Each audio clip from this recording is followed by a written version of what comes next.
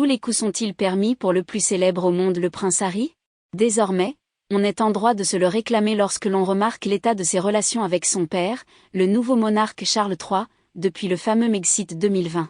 Le 13 novembre 2022, la commémoration de l'armistice de la Première Guerre mondiale sera pour la première fois menée par le souverain de 73 ans. La présence de son cadet et sa belle-fille, Meghan, n'est pas prévue, mais le couple résidant aux États-Unis décidera-t-il de célébrer publiquement cette journée de son côté, comme en 2020? Cette année-là, les Sussex n'avaient pas été conviés à l'événement, mais leur geste avait été perçu comme une provocation par la couronne.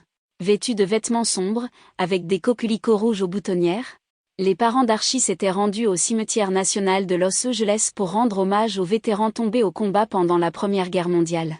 Attaché au corps militaire, Harry avait vécu comme un crève-cœur sa non-invitation à la cérémonie annuelle de Londres. Meghan avait déposé des bouquets de fleurs, confectionnés avec les fleurs de leur jardin de Montecito sur les tombes de 2 soldats du Commonwealth. Le frère du prince William s'était alors émancipé des objections de la reine en déposant également une gerbe de fleurs sur un obélisque du cimetière où se trouve une plaque commémorative sur laquelle il est inscrit « En mémoire des hommes qui ont offert leur vie pour la défense de leur pays ». Harry avait ajouté sa propre touche manuscrite avec « À tous ceux qui ont servi et servent. Merci ». Dans un contexte de tension, notamment dû à l'annonce de la date de sortie des mémoires tant attendues de Harry, il n'est pas certain que ce dernier souhaite remettre de l'huile sur le feu.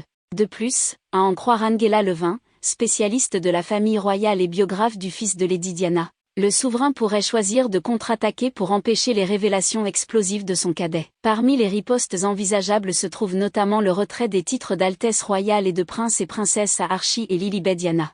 Mais tout dépendra du contenu du livre de Harry, qu'il n'aurait pas eu l'occasion de relire, et de la série documentaire Netflix.